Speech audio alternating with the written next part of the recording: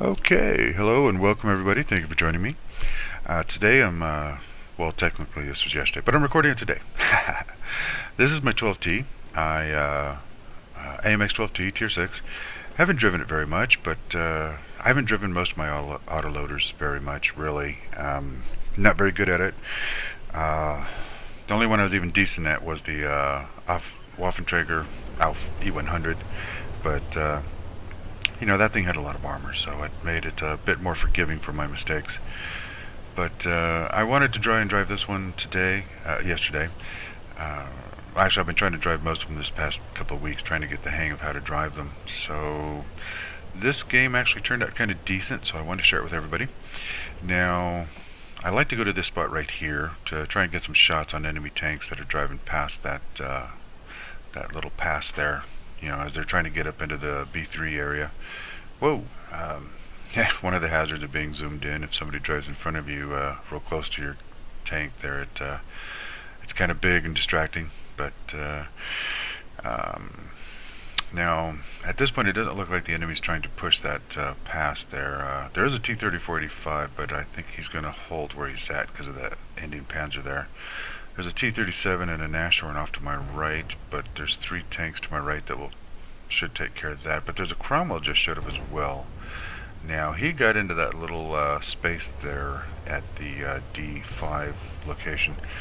Basically, that means he can prox these 2 tanks and light them up for Artie, so we're going to go over there and help dig this guy out just to help cover our teammates here.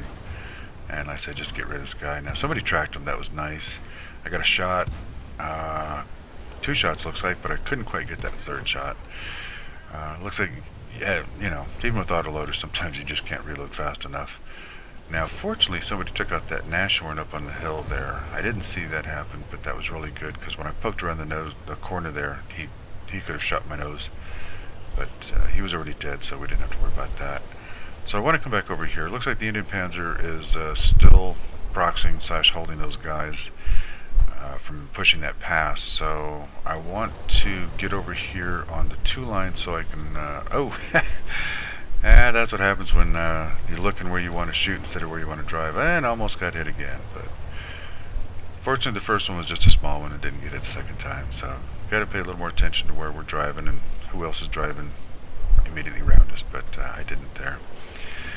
Now, like I say, I want to get on this side because I want to look and see if anybody was pushing the C line, but our AMX 1357 went over there, and clearly no one's pushing it right now, but he did light up that T71, so I want to see if I can get some shots on him.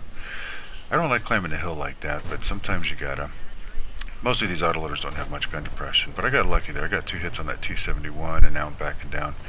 Now, see, that T37 came around the corner and tried to shoot me as well, and even though I still had 1 round in the clip, which I'm reloading now, but I could have sat there and tried to shoot him, but I don't like doing that because that's one of the things about these autoloaders. They're really thin-skinned, so it's not so much a matter of trying to empty your clip and get every shell shot out at the enemy.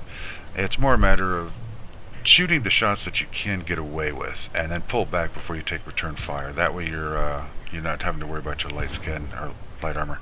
Now, he nosed up on the hill there, which is really bad. If he hadn't, I would have drove around him and tried to shoot him, but since he nosed up on the hill, his gun couldn't shoot me, so I was able to go ahead and clip him out. I had actually still 1 round left, but I'm reloading now. Now, I want to push around on this T-44, but he can do some big hurt to me. I don't believe he can one-shot me, but he can always ammo rack me. Or he could track me, and the Artie could finish me off. And there could be a TD back there behind him I'm not seeing. Okay, Artie took a shot at me anyway, but Artie took a shot at him too, and there we go. See, he was down to 12 points or something.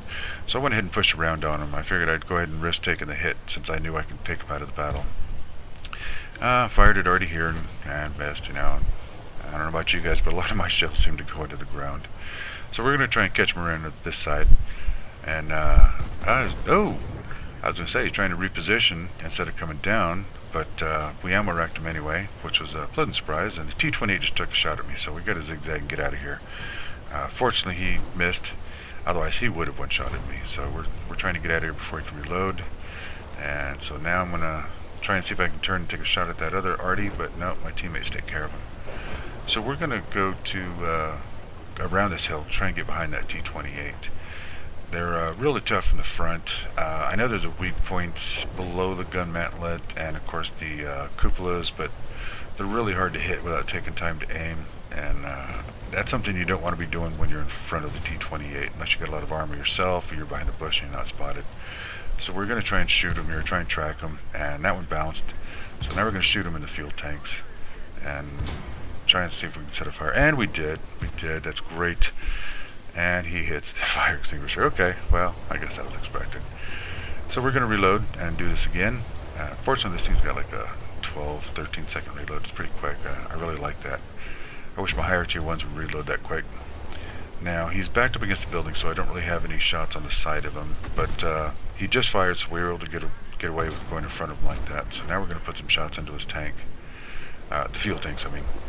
And, well, my first one hit the upper mantlet, heavily armored. The other three, I got a low roll on one and some pens, but now we're reloading again. And let's see here. It looks like the SU-152 is distracting him, so he's trying to turn for him. We're going to put a shot into his fuel tank. The SU-152 finished him off, of course. Now, I don't know if you noticed, but when I came back around from the street to around this side, he fired at me and just barely missed. I really should not have done that. I should have driven around the building, but I got lucky there. His if I'd have waited just another second there, his reload would have been quick enough for him to finish me off. Now, I was concerned about driving down that lane, or crossing that lane, because I didn't want the KV-2 to be driving towards me and shoot me, but fortunately he wasn't driving towards me. And then the T-28 prototype takes him out. So it was a pretty good game. Did 1,800 damage here, so I'm pretty thrilled with this particular battle. And as you can see, I got Ace Tanker, and with that gold ribbon it shows you it's my first one, so I'm really proud of that one. Number 2 in damage, but that T-28 prototype, he did really good. He was tearing up the enemy there. But I was able to pull number 1 in XP, but I think that's because of tier 6 in a tier 8 battle, shooting above my weight there. And then still pulled 34,000 credits. So I'm thrilled with this, and thanks for joining me.